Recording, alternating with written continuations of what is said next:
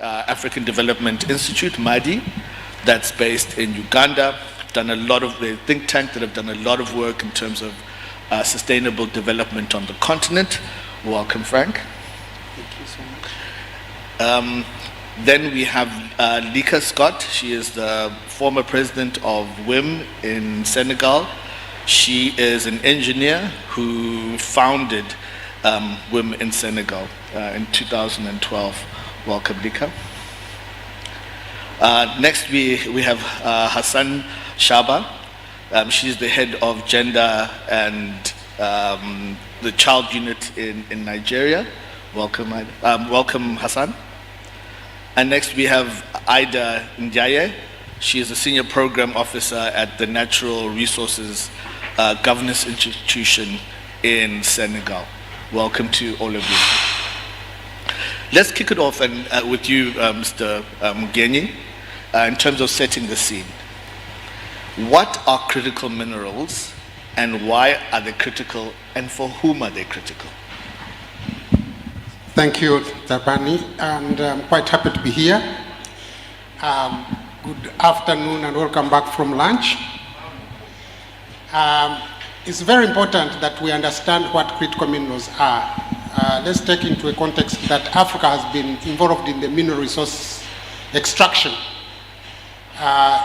Where we are in Ghana, there has been mining as long as the 7th century. The Ashanti is known to have been, you have had the Ashanti gold. These things come back from when we were mining. And from West Africa, more to say, we recall that Mansa Musa from Mali, this was the same empire, Ghana, Mali was the same empire. He trekked all the way to introduce gold in where we have a lot of gold right now in the Arab Emirates. He went to Mecca in 1323. And he actually trekked with almost 30 kilograms of gold. And guess what? 23 of that was actually value added. They were blocks, gold blocks, not dust. The camels, some of them were carrying dust, and they were having silk clothing, very expensive that we can't even have now. They were being carried by almost 120 herd of horses. But they had value added gold. Now come close to where we are now. We are still mining, and the most oldest traded commodities in Africa that informed the trans-Saharan trade routes were gold and salt, and we still mine now. But where we are going now, the extraction is coming for industries, and mining has always been shaped by industries, those who want minerals for industrialization. And the oldest mine that informs industrialization is also in Africa, in Eswatini, the Ngwenya mine, which is 42,000 years ago. And they were mining to form red ochre for painting and so forth. But the season where we are going, Taban, is we are informed by the rest of the world now who want to move away from the traditional minerals, especially for energy, like fossil fuels, because minerals, according to the African Union definition, is anything solid, liquid, and gas. So it's not only, when you hear mining, they think of traditional solid minerals, but the definition of minerals is anything solid, liquid, and gas found underneath the soil or underneath the seabed. Now, we are moving into where they think there have been a lot of pollution and the air has been polluted and there is climate change, we have different seasons. So those who have been mining for export and putting industries have realized that they want to move away from polluting minerals. They want to move into green technologies. And they are looking for minerals that can feed into the green technologies. So the critical minerals are those minerals that are required for the global world, for economic purposes and for security, most importantly.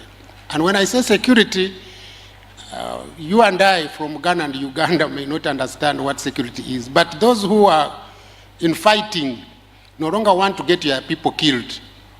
They want to produce bullets that can actually be guided to kill someone without someone being there. And those guided bullets have to be working on technologies like mobile phones and so forth. And all those are minerals. And those minerals can only, most of them can be found in Africa. They are critical because they are important for security and economic purposes, but the criticality means how easy are they to be found? Where can we find them easily to feed into our global supply chains? So you find that a number of minerals, such as copper, the demand is going to increase 7,000-fold because it has everything that is electronic needs copper. Cobalt and others, which is very pertinent to us and is found in the Great Lakes region.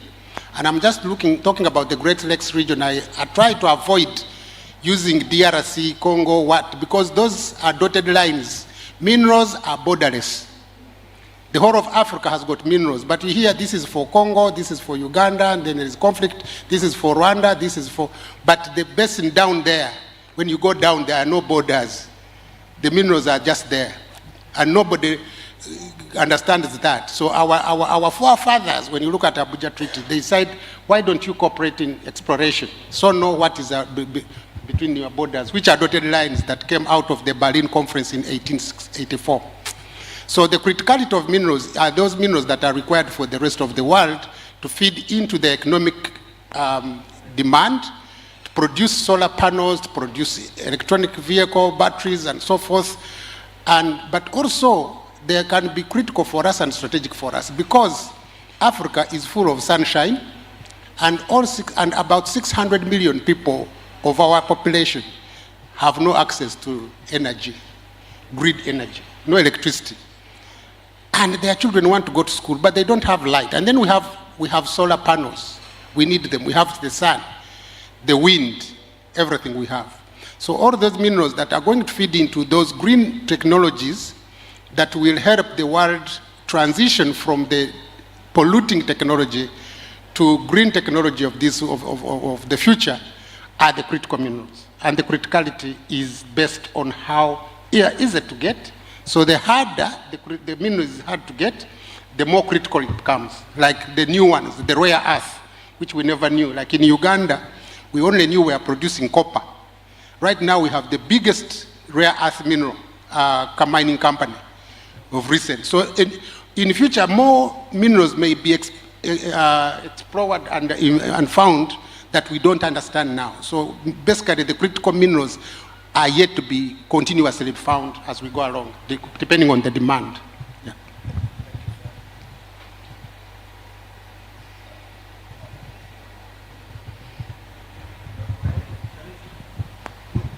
Thank you, Frank. You touched on the future of mining in terms of minerals and the future of the world. And I want to lead on to Lika to tell us, in her opinion, what do you think is the future of mining? What future changes can we expect in the mining industry, given some of the changes that are happening globally? Thank you for the question. Just allow me, before I answer, to first of all say thank you for the invitation and congratulations as well to the AWIMA organization. I really want to name Pascaline and Zenzi, Georgette as well for hosting us in Accra, in this lovely city. Thank you, Georgette, and all the members of WIM Ghana. And just allow me as well to greet my colleagues from Women in Mining Senegal. I'm delighted to share the panel with Aida today and all the members of Women in Mining Senegal that are present, and of course with you, Madam and Doctor, very honored to share the panel with you. The question is very important, in fact, and I'm going to probably touch on what Doctor has mentioned. It is clear that critical minerals become essential to everything that we need globally. And for me, in terms of future changes that we want to, we're foreseeing, I would like to probably touch base on two main ideas. The first one is all the changes that are happening on the technology and digital side. And the second one, I will elaborate a little bit on the localization as well that is happening, and probably more crucial for Africa development and also in this, the western side of Africa. So talking about technology and digital, I would like to probably deep dive a little bit more in terms of the operations, because I work in the machinery industry. And once those critical minerals are discovered, it is important that we find the right technologies and tools to extract them in a more productive and efficient way, but also in a very safe mode. So what the certain original equipment manufacturers are doing basically is that they're investing a lot into those different types of technology to enhance the safety. I'm going to give an example, for instance. How do we make sure that at the mine site we're developing everything possible for that machine and the environment around to be safer, and equipping actually that machine with sensors and helping actually the people and the operators working around to be much more safe. So that is one. Automation is also another one. We've been afraid with machines getting automated because we believe that this is going to get jobs away from our people. But I actually see that as probably an opportunity to find new types of jobs that our people and women, I'm sure we're going to talk about how women can seize those type of opportunities that women can seize as well. Digital, another example that I would give, we talked about digital transformation earlier in the different speeches. But the way it is supporting the business is, again, I'm going to touch based on an example in the machinery industry, is that we have those equipments that are connected now, which means that we are able to build algorithms that are able to predict the future and tell us what is going to happen with those equipment. And the main purpose is really to make sure that, again, we lower maintenance costs, we lower production costs to make sure that we're getting more efficient at the mine site. People are trained actually to work efficiently.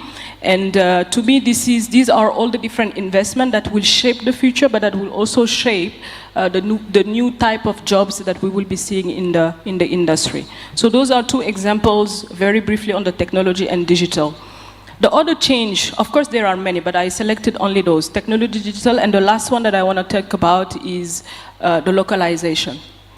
To me, today we see a lot in Africa, and particularly in Western Africa, different upcoming changes in terms of regulation and laws, asking for more localization, which means that there is actually an ask from our people. I think Georgette was mentioning the biggest asset that we have today in Africa is our own people. And our people actually are asking for them to be more involved in this industry, but also having companies led by Africans to be able to walk into those companies.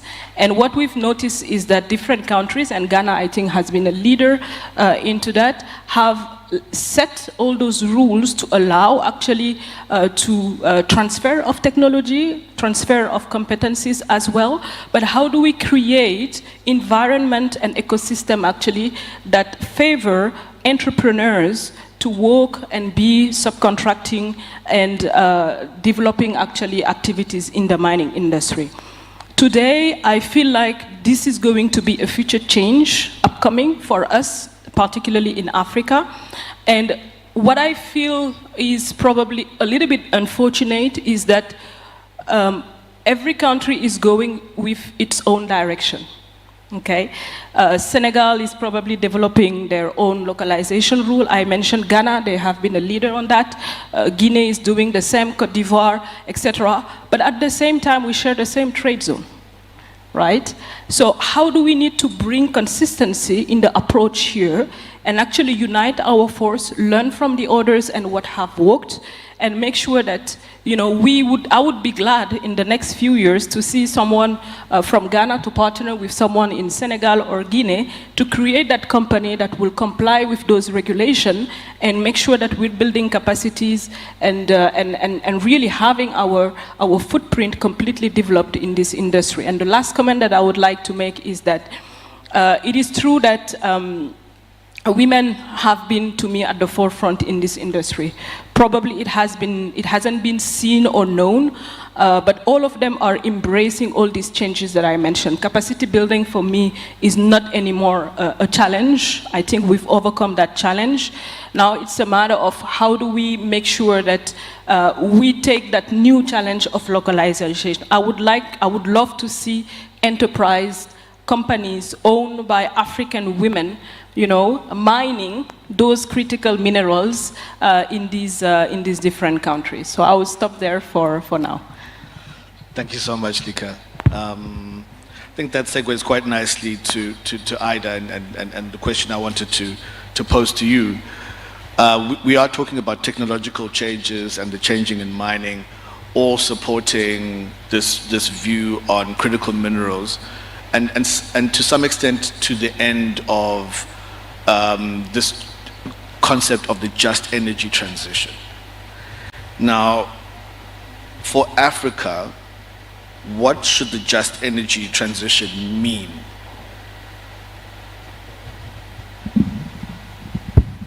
Thank you very much for your question. I will start a little bit on English and after continue in French to make sure that I will deep dive in what I want.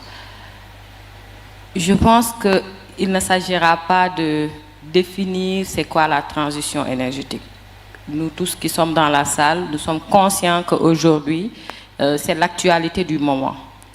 Avec les changements climatiques, avec tout ce qu'on a comme objectif de fossil fuel phase-out, comme objectif de transition vers le renouvelable, avec les COP qui se tiennent chaque année, les décisions majeures qui ont été prises à la COP 28, relativement par exemple à tout ce qui a trait avec le débat sur le fossil fuel phase-out avec John Kerry et entre autres leaders du monde entier et de l'Afrique qui étaient là-bas.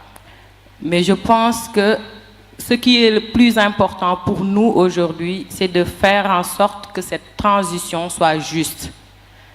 Et juste pour qui? Je pense que c'est là où la question majeure demeure.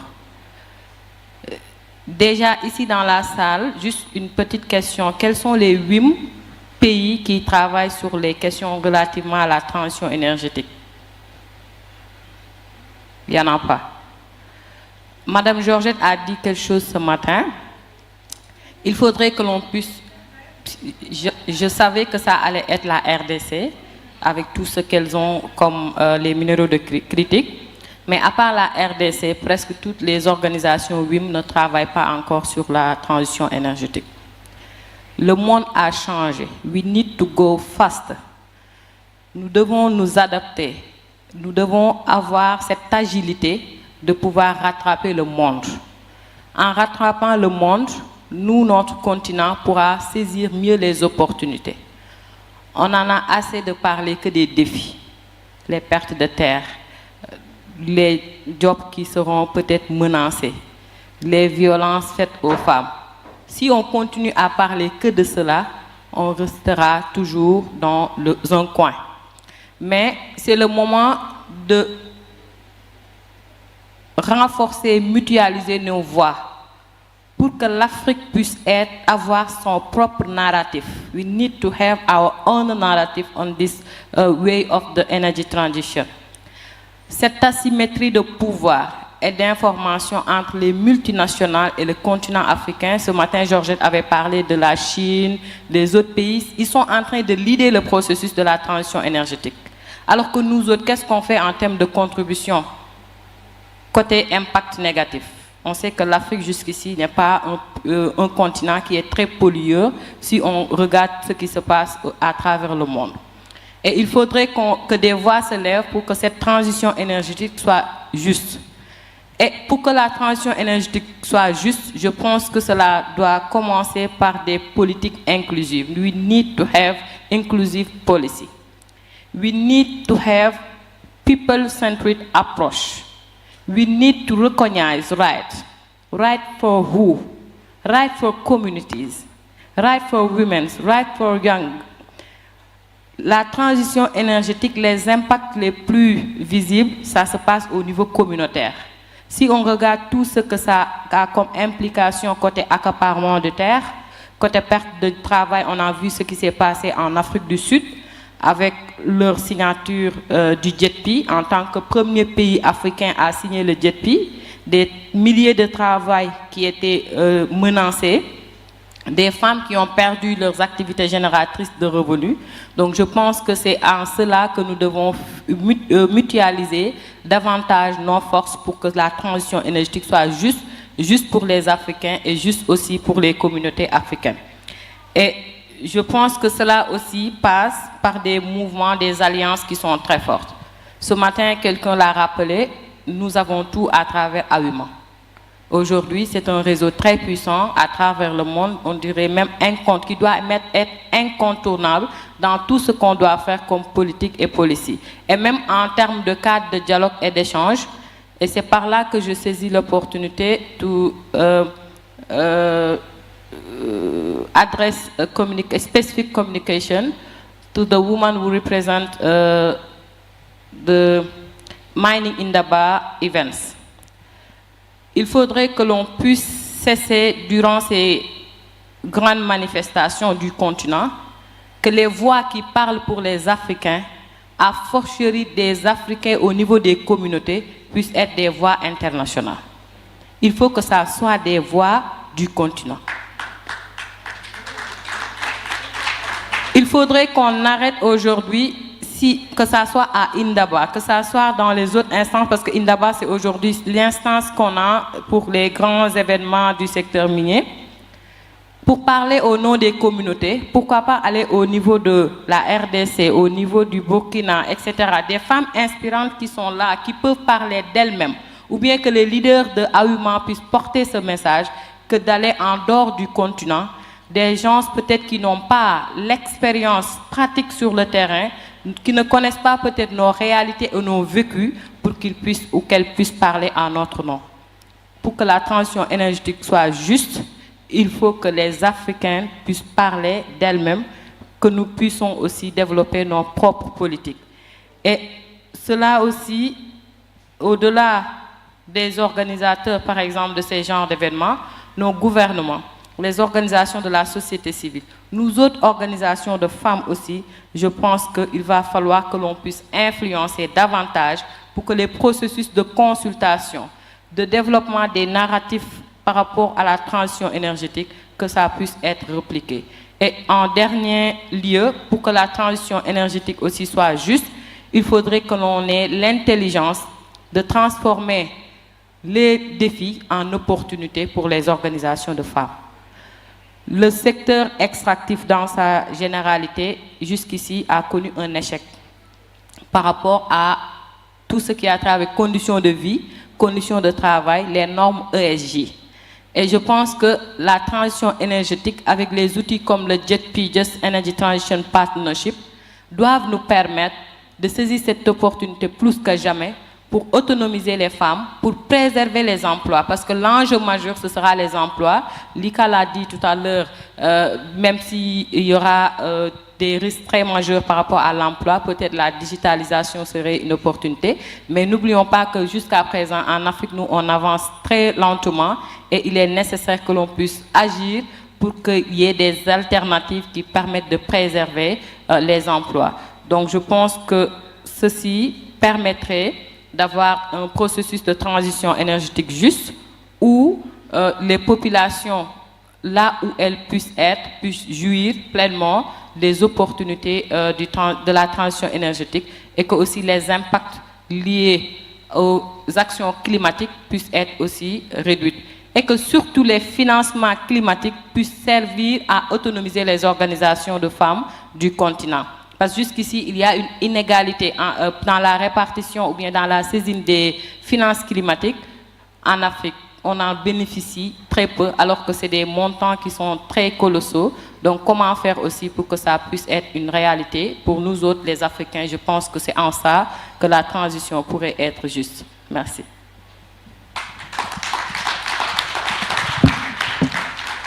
Thank you, Aida. Moving on to Hassana. maybe picking up from some of the points that Ida made, how do you think, how prepared are we as Africans, as African industry, as institutions, to include women for gender inclusion in the pursuit of the just energy transition?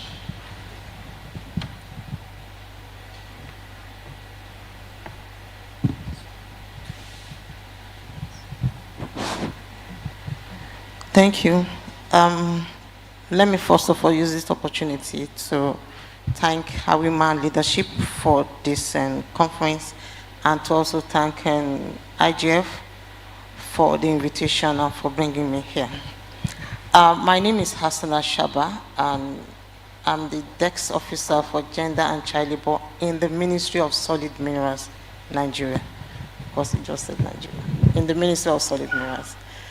So, how prepared are we? As governments, as miners, as companies, how really prepared are we to make sure that we are not excluded in what is happening in the world today? Like Dr. Frank said, it is evolving. Today it's critical mineral, tomorrow it's rare mineral, we don't know what will come next. But as women, I believe the first thing we should do as country and as Africa as a whole is to make sure that first we mainstream gender. We have to mainstream gender into the mining sector. And mainstreaming gender is very simple. It's just for us to know that everybody has a right, everybody has a role to play, and that we are all human beings, but we are different in our opportunities, we are different in what God has created us to do. So in saying that, the first thing we should do is to get the data of the women in the mining sector, the vulnerable people in the mining sector, and the children. In Nigeria, you will see that across our borders, you will see children from Burkina Faso, you see children from Mali crossing border to just come and mine and use heavy chemicals that is dangerous to them, especially when they just discover a mineral that is critical, everybody rushes there. So the first thing we should get is actually data, and that data will help us to get a policy that will be gender inclusive. Because you can't just say, okay, let's get a policy for gender inclusion in the mining sector without you being able to say, this is the number of women or percentage of women that is actually mining. These are the ones across the supply chain, because we know that it's not all women are in the mining sector that that actually has mine sites or has mine pits.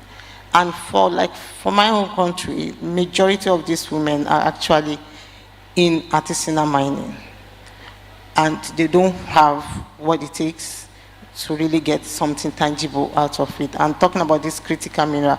They don't even have the capacity to mine along. So we need to get data first. That will help us develop a policy that will include everybody. And for my own country, we just establish and launch what we call gender strategy. And that gender strategy is to enable each department and agencies under the ministry to have what we call focal officers. Each one has been established and they've been trained.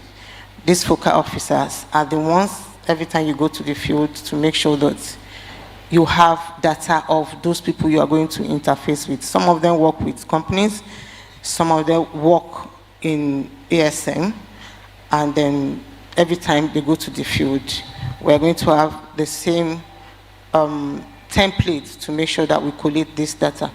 If you're waiting for money to do some of these activities, we're going to wait for a very long time. Like someone said, now nobody is going to, I think it's Madam Georgina, nobody is going to give you money and you cannot continue to wait. But you can strategize. This is what you want, this is where we are going, and that is what we have done.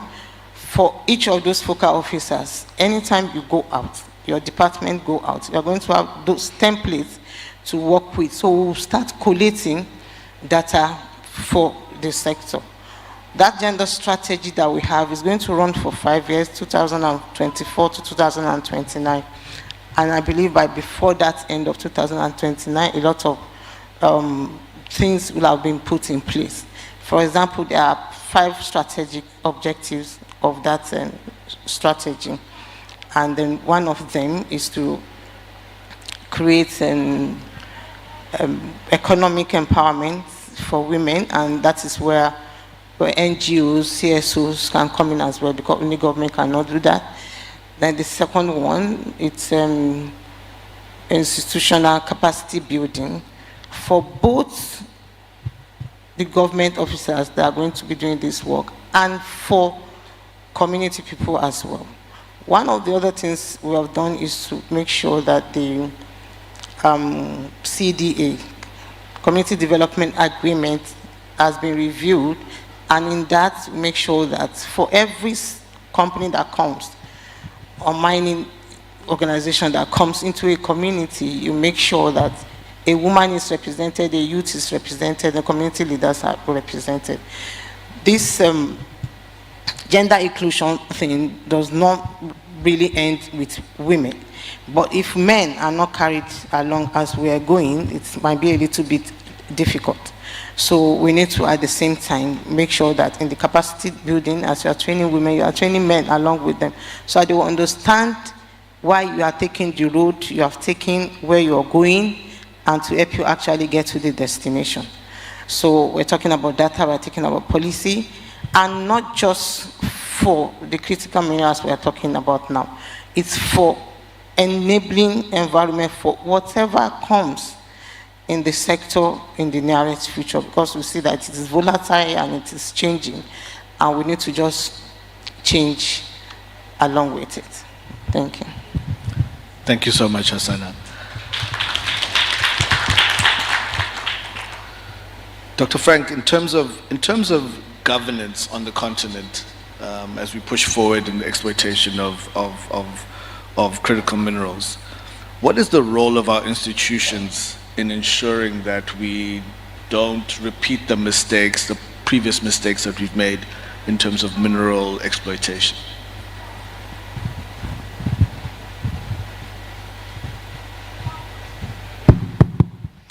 Oh, thank you so much. The institutions are going to be very important, but let me first start with this. As Africans, we need to change our mindset in terms of what minerals are. That's why at MADI, we have been running essays for the youth to understand what mineral resources would contribute. And our KPI is to mobilize at least 1 million youth leaders in the mineral resource sector by 2030. Those who understand what the mineral resources are. And we need to also move away from the word mining and extractives and move to minerals development. Because when you talk about mining and extraction, it's just that activity at the first level of the value chain. But when you talk about minerals development, you're looking at the entire value chain. You're looking at who is who along the entire value chain. We can have women-led junior exploration companies. We can have women-led junior mining companies. We can have women-led metallurgy industries. We can have women-led suppliers of chemicals and everything that along with the way until we start manufacturing those chips that goes into those minerals, that we can manufacture those instruments, those particles that can go into drones. We need drones. Exploration these days is not as that expensive as they used to sell us. It's very cheap. Technology has come up. She's just been talking about it. But Africa, which is endowed with 2 key assets, and Madame Georgette talked about it this morning. 2 key assets. We have the natural resources, water, land, minerals, and so forth. And the population, the youth population that the rest of the world doesn't have. Now, these two, if they were to be interlocked together, because the youth would need investment in the youth for research and development. Innovations, we talk about, the Africa Mining Vision talks about adding value. You cannot add value unless you know what you are going to produce. And our forefathers were very clear that our natural resources, when you see chapter 9 of the Abuja Treaty, it doesn't talk about anything like mining, and you can Google it, you'll not find any word mining there. They talk about basic industries, metallurgy, electronics, and so forth, that we could create jobs and wealth for our people. Now, our young people are trekking along the Mediterranean and so forth, looking for greener pastures somewhere else. But the jobs are here. They're in our our mineral resource sector. So as long as we're still not writing an African narrative about what minerals are, then we are still repeating those old mistakes, because Africa first went through 400 years of slave trade. They were looking for resources. After that, we are now still in the 200 years of colonialism. It hasn't ended. Whoever says it has ended, because the reason they met in Berlin in 1884 were not for political reasons, were for economic reasons. They were looking for minerals everywhere. So now we have phonies, Francophonie, Saxophony, Anglophony, but those Anglophony and Saxophony and whatever phonies are looking for minerals that will go into their phones, produced by them, not us. So we need to change the narrative and understand that minerals are for development and sustainable development. And I want to thank Awima for this meeting, because, let me put it this way, sustainable development is managing resources for this generation without jeopardizing the needs for the future generation. And who else can plan for the future generation other than a woman in a family? The resources, when you look at our constitutions, which were adopted from those who colonized us, we say, oh, when you find a resource somewhere, when you discover a mineral, it is kept by the government on behalf of the people. We have to change that, because the resources are for development. Until we own these resources ourselves, we are still in the old narrative of mining, extracting, and exporting resources to the rest of the world where the industries are happening. So in terms of institutions, who are the institutions? The institutions are us, and I'm glad Rosette touched in the morning to say, you cannot say, I founded MADI. I want MADI to live beyond me. Tomorrow I may not be there, but MADI should be there to help. There are a lot of institutions on the continent created by our forefathers. We have OAU, now AU. We have the regional economic communities. We keep on piling one after the other. We had a problem of spaghetti bowl, whereby you find a member in ECOWAS, another one in ECAS, another one, and they start using that kind of breakage to say, oh, look after your minerals. Everything else can be traded within the continental free trade area, within the regional ECOWAS. ECOWAS has the best rules of origin within the integration. You have a common external tariff. But when it comes to minerals, they let you know, those are sovereign. You cannot move with the mineral from Ghana to Guinea, but you can move fish from anywhere and nobody will touch you. You can move, yams? You carry them on the head. When I was in Comesa, I went to do the research between DRC, trading DRC and Uganda, and I found a big signpost on the border between Uganda and DRC, and an area where it's called Aliwara, as you go from Arua into, and there was a big, billboard saying Comesa integrating 400 million people, but under that there was a woman carrying a baby and carrying whatever would have been either beans or peas or groundnuts going to trade in DRC, and there was no border. So she was going to move. But if you move gold from DRC to Uganda, then you have smuggled. Now it's a problem. Now, women one time wanted to get a brochure, I think you have that example, from Mozambique, under continental free trade area. The rules of origin won't allow you. It is that half of a challenge. We tried as MADI, working with the African Business Council, to take at least 6 women in Vicenzaoro in 2021. We only managed to take 2, or 3, but others couldn't manage to go. So we need to break these barriers. And when it comes to Africa, in terms of movement of people, as movement of goods becomes more difficult. So the institutions need to break these barriers, because minerals don't have borders. They are for Africa, and they have to feed into our own resources. The own resources, the assets we have are our people, our young people. None in the world has the same youth population as we have, and brilliant. Brilliant. You go to any school in the world, everywhere we went. When I migrated to the UK, I thought I could not, sit in a classroom with white and beat them. But now in South Africa, as we speak, if you have been following social media, a young girl of 24 has graduated with a degree in medical, and she was the best in the school of class of 14, and she was the only black girl in that class. But she just graduated just this week. So we have brilliant youth. Our institutions need to break those barriers. First of all, we can't take away those narratives that have been written for us. Oh, mining. I don't think Nkrumah was thinking about mining at the time he founded Ghana. He was thinking about minerals for Africa. So let's break away those barriers. Let's rewrite the narratives. Let's ensure that our young people for the future understand what these resources are. Invest in them to ensure that they can actually invent what hasn't been invented. Because there are so many things that haven't been invented. When you research, even when you ask AI, there are a lot of things. They will tell you one of the black women in America had 200 patents.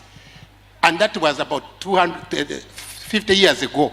200 patents. And our young people can actually do more than that. So if we want to capture the sector and ensure that we don't do the repeat of what has been happening to us, which was not a cause of our ancestors, because they knew what they wanted. But our generations, including mine, haven't been able to capture what should be done. But the next generation, where the critical minerals are coming in and the demand is going so high, if we do not invest in our young people, in our ladies who can do the work, then we shall kiss our minerals goodbye. Thank you. Thank you, Dr. Frank. And that ties in very nicely with the next question that goes to Lika, around the minerals development and the changes that are coming in terms of that development. We talked about some of the changes that are coming. What in particular can women do to access those changes and benefit from those opportunities? Yeah, thank you. I think Doctor has touched on it when he mentioned about the entire value chain. We need to be present into the entire value chain.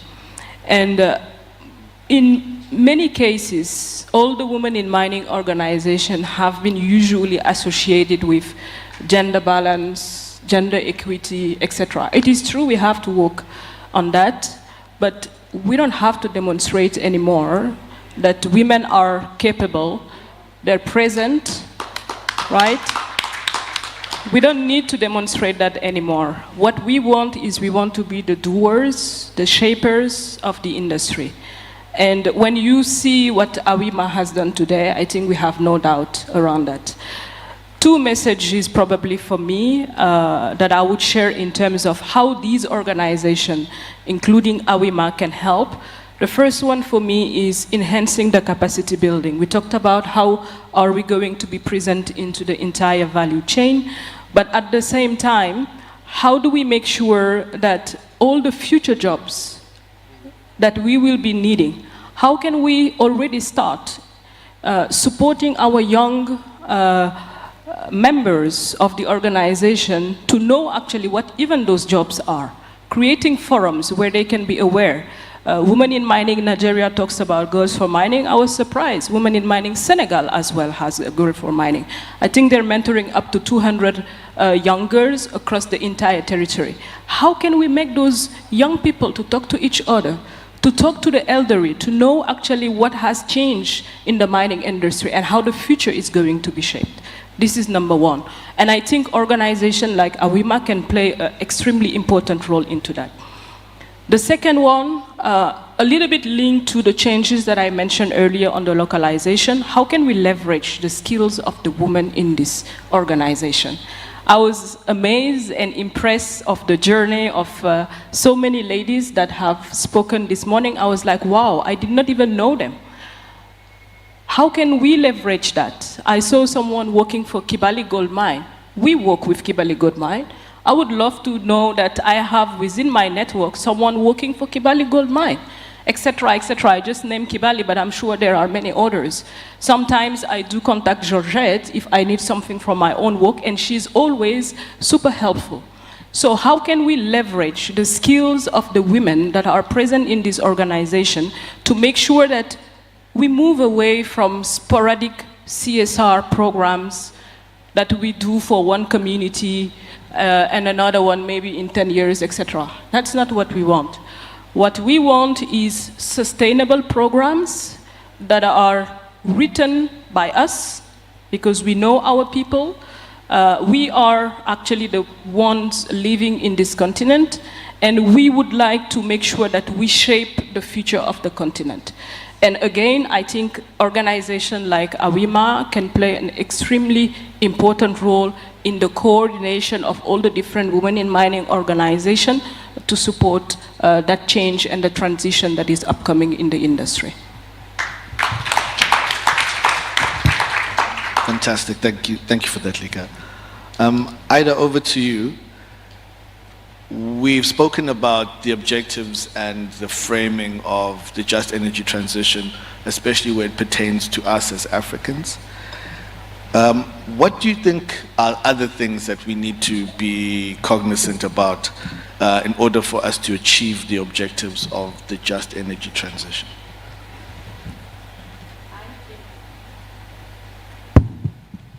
I think the first thing is to act from now, because the situation is critical.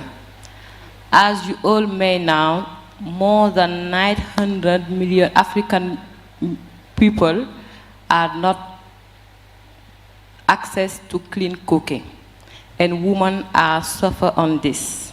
Based on all impact of environment and health they face, about methane emission and other GHG emission.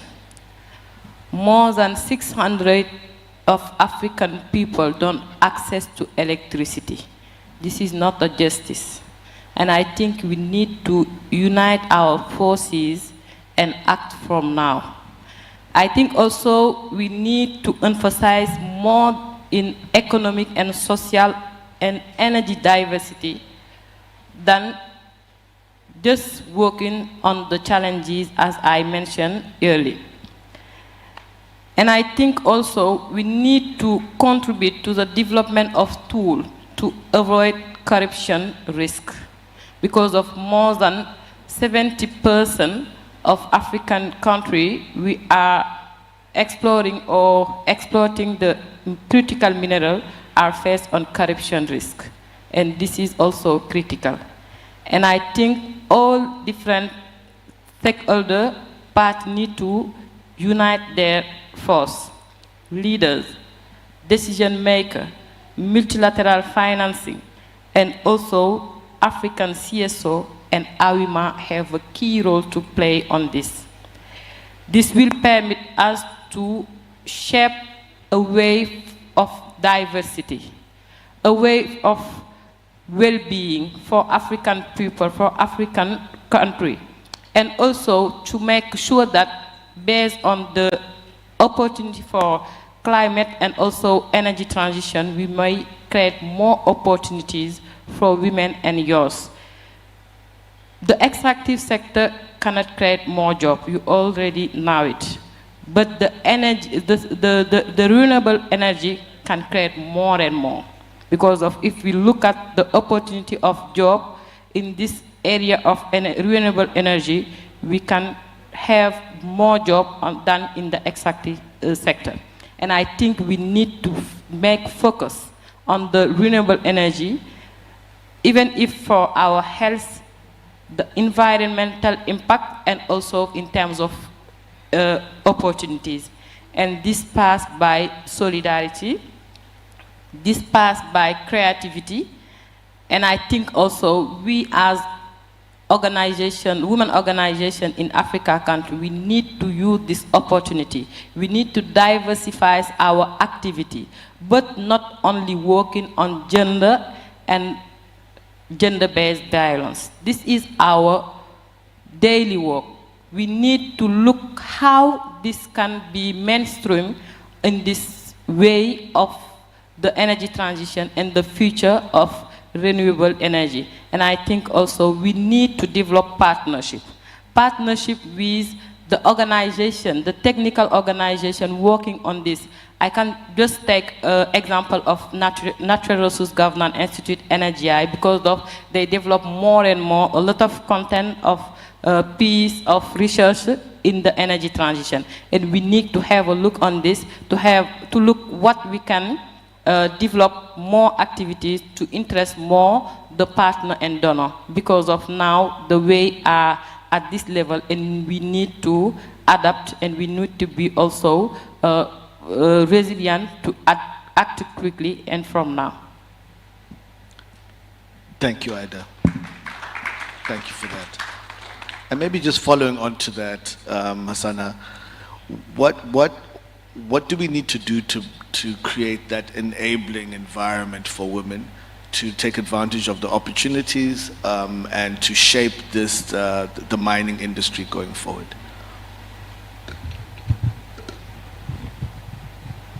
Thank you again. I think the first thing we need to do is sensitization and awareness creation. Sensitization in such a way that some women don't even know the power they have. You find mineral in your community, people are mining, are taking it away. You join them, but you don't know that you can make sustainable livelihood from these activities. So we need a lot of sensitization down to the community level as well. We need advocacy to the leaders of those communities. We call them the gatekeepers. They need to know why we need to create an enabling environment and include women in whatever it's happening. Then when multinationals come into our environments, we need to make sure that they have certain percentage that they will give to women in those communities, not just to use them and give them stipends like it's happening now. At the same time, we need to build capacity as well, capacity of those women. We've done something like that before, but like she said, those things are not sustainable because majority of these women in community level are actually illiterate. They are not well learned. So you tell them, if you do this, we are going to get a lot of resources from me, but they did it for a while and they are not seeing much resources because they don't have the patience like somebody that went to school. I know that these things takes time, and you just see them withdrawing, except you continue to monitor them. So we need capacity. We need to build more capacity in the community as well, and include, like I said before, include more men. But at the same time, when we talk about gender, and then you're like, okay, we should put women in positions. Some women don't even understand what this gender is all about. You give them a position, they don't know why you gave them that position and what that position is supposed to transform into for herself and for people around her. You see some women in position, and what they just want to do when they get there is just to like make money for themselves and just get out. So I think sensitization goes a very long way, that you're just not building today, you're actually building generation if you mainstream gender properly the way we are supposed to do. I used to tell some people that when you close your eyes and go back memory lane, you will discover that in Africa those days, our women work together with our men to develop communities. Until, like in case of Nigeria, the white people came and they took away the work that the women were doing, like making soaps in the community, making creams, and those are the ones they took and did in the factories, in the industries. And before you know what is happening, the people started buying the white man's soap and cream, leaving the women in the community, and they went out of jobs. That is one of the beginning of our problem, why you see a lot of women are not doing anything. It is not in the system of Africa for women to just sit down. We work alongside our men to develop the community, the society, and the country at large. So we need to go back to memory lane and start doing what our parents do. And we need to let the men know that don't be afraid. A lot of men, I don't know, loses their power when a woman is making more money. A wife is making more money, more than them, they get scared. So because of that, you see men marrying today and saying, no, I have all the money, sit down at home. Somebody studied geology and you're telling me to sit down at home. After all I went through in school, jumping all those rocks, seeing snakes and all those things. I will not sit down at home. But some people, because they don't know that our parents were actually working, they will actually want to just be handing money and sit down at home.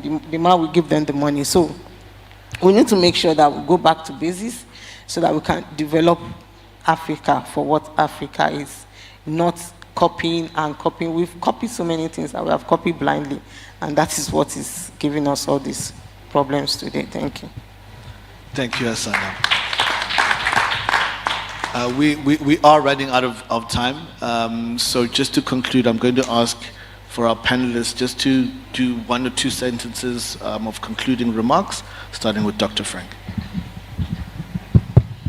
Thank you so much. My concluding remark is that Awima, you have already taken the bull by the horn. Don't let it loose. Minerals, when I look at who is in this room and with my experience with having traveled across the continent, we have very few people in Africa in the mining sector, male or female. Especially, in fact, the female have taken more room in terms of engaging the sector than men. And I'm saying it not with any reservation, because the men have found, when you talk about the ASM, artisan and small scale mining in Africa, everybody will attribute it to women, because they're the ones who are being seen. The men are there, but in terms of sustainability of the mining sector, if Amina was here from Ghana here, she would have been giving you a good example of what journey she has taken to become a middle income company, middle mining company, medium mining company than a small. And we need to build those companies along the minerals value chain. We can't continue having ASMs. The ASM in Africa are women. And if we went back and looked at Rio Tinto, what we have as Rio Tinto today, can we have the Rio Tinto led by an African woman in the next 20, 30, 40 years? I think that's where we need to go. And it's doable. So as I conclude, on behalf of my board member, Dr. Asfor Amani, most of you who know her, she's the president of the African Business Council. I want to invite Awima to partner with us on the first ever, the Congress of the African Minerals Development that is going to be taking place every year, starting this year in Cairo. This is going to be the Indaba of Africa, but it's going to be led by African Business Council. And Dr. Asfor Amani is inviting all women to come and be participating. And through Awima, we want you to be an organizing member. Thank you so much. Thank you. Maybe just allow me to share a conclusion and a message towards my colleagues and friends and sisters from all the Women in Mining organization. Two key messages. The first one, and Georgette actually talked about that in her speech, which was very inspiring. Trust the process and succession. If I give very briefly the example of Women in Mining Senegal, in 2019, when I decided to leave the presidency of the organization, and after that Ida was elected, some people were scared. Like, are you sure it's gonna work? You know, you've been starting these initiatives, etc. The two of you have different personality, so what? Right? Yes, we are not comfortable, but it's okay. Let's not be led by unconscious biases. Trust the process and things will be all right. Thank you. Yeah, mine will be that we should work together more let's work in synergy, let's share ideas, countries, regions.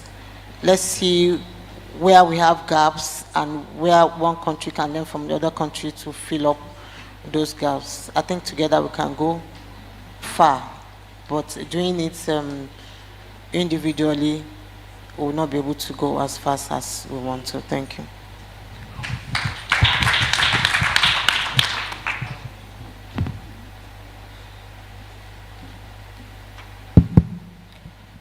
Je pense que c'est le moment pour remercier encore une fois Awima, à travers notre chère présidente, Madame Pascaline, il faut le dire, qui a su innover.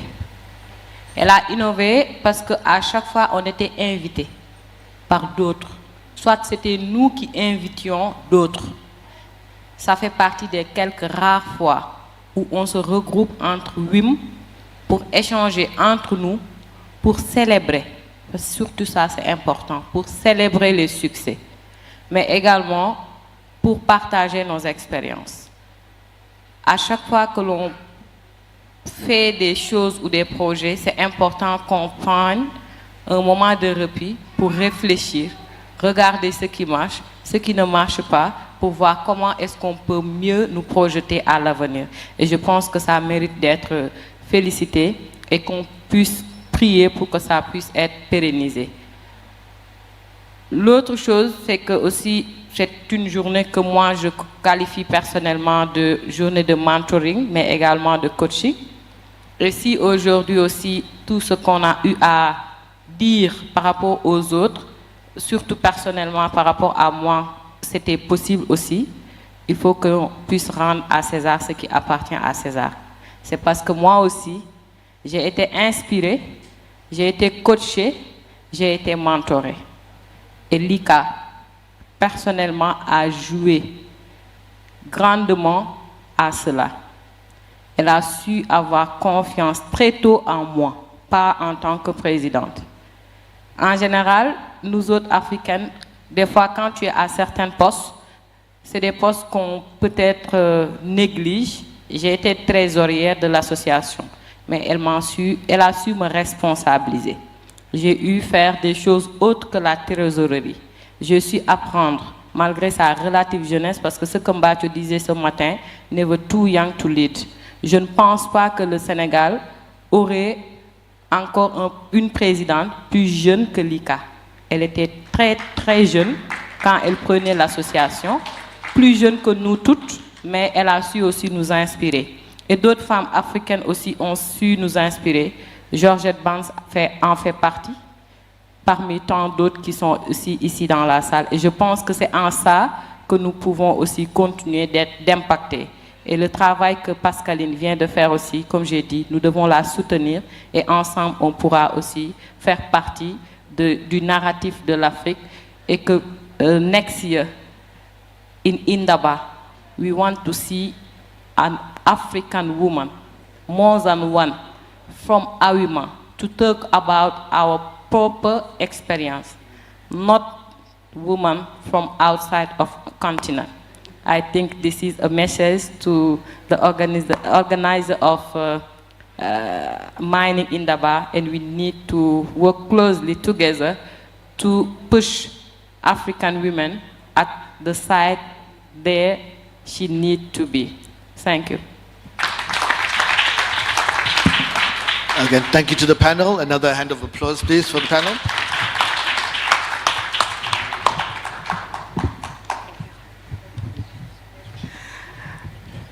Yes, yes. So we'll just take a group picture for your panel, Tabani. And while we do that, so ladies and gentlemen, we have come to the end of the program, but I'm going to just call upon Madam President to just come conclude the event for us.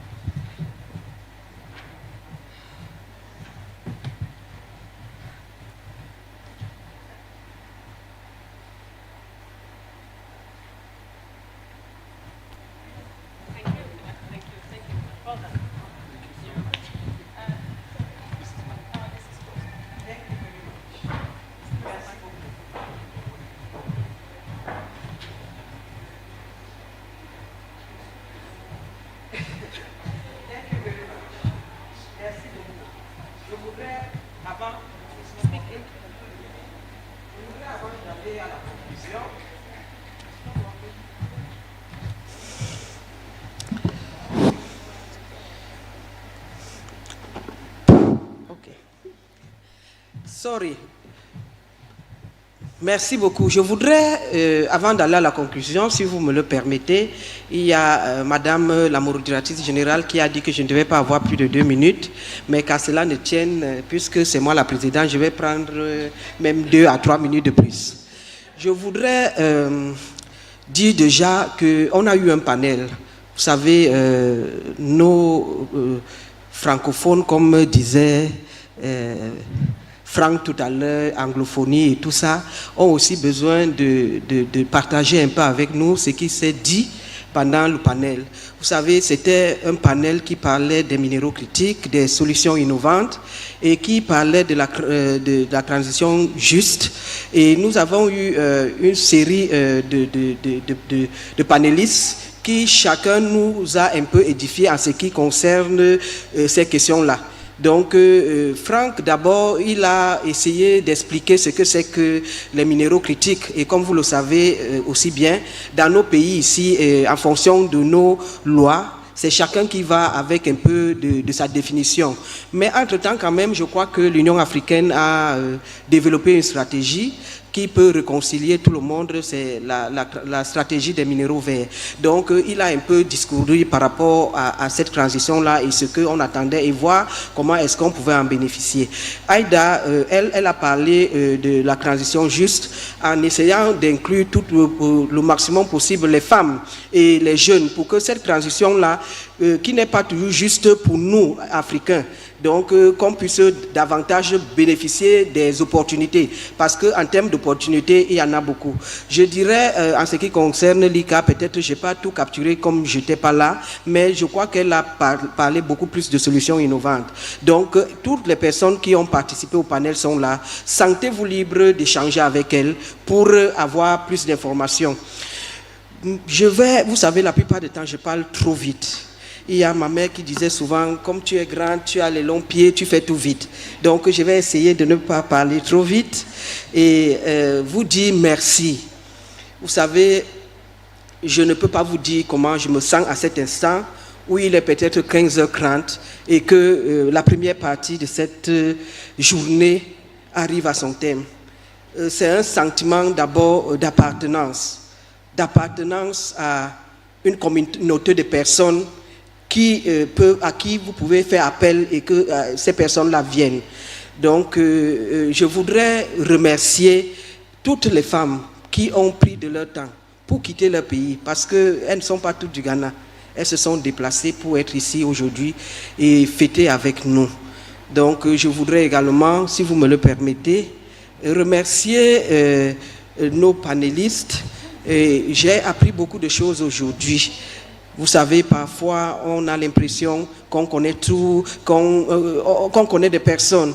Mais ces là nous ont permis de découvrir beaucoup de personnes, des talents qu'il faudrait peut-être coacher, comme disait Aïda, mentorer pour que et qu'on puisse nous mettre ensemble. Je crois qu'au sortir d'ici, on pourrait avoir quelque chose, peut-être la plateforme, mettre plus de personnes qui pourraient échanger les expériences. Donc, je voudrais vraiment, je sais que je ne vais pas commencer à citer, je risque d'oublier, mais je ferai un crime de lèse-majesté sans dire merci aux sponsors. Vous avez vraiment été, pour nous, comment je vais dire, c'est ce bateau-là qui nous a amenés au large, alors qu'on croyait qu'on allait sombrer. Je parlerai de TFM, de Kibali, il y a IGF, il y a Kamoto, il y a Africa Maval, j'en oublie certainement, mais je crois que ce soir, on va plus les mettre en lumière. Thank you very much. You know, I'm not going to do it like I'm doing in French, but I will try my best just to say thank you. Thank you very much to be here to support, because you know, doing such event when we are here, you just think that it can be easy. But there are a lot of things and people who participate in this event. And I will want to thank my VP, because, you know, sometimes when I am tired, she say, no, Pascaline, you don't have to be tired. Please wake up. We have many things to do. And, you know, a special thank to my big sister, Dorothée, because when I told her that my sister, we have to do this award, but I think that your sister is in trouble. And she said, God is under control. Don't fear about something. We will handle it. Thank you very much, because you did the work today, and you see, like, we are here today and we are having this event. I think that we will have to stop there, because the gala is coming, that I need us to go and put our sweet dress and come back. Thank you very much, and see you at 6 p.m. Yes. Merci beaucoup.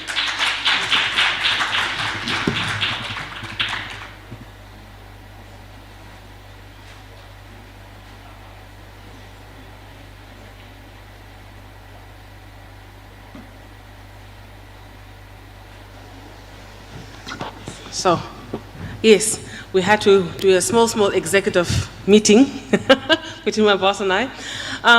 So we neglected, but also purposefully, two very important presentations by Kibali Gold and by TFM, but we will do that tonight. We wanted to do as much as possible in this time for the conference, but we are literally being evicted right now because everybody wants to prepare for tonight. So ladies and gentlemen, with that, I say thank you very much. My name is Zenzi Awasiz. I was your hostess for today.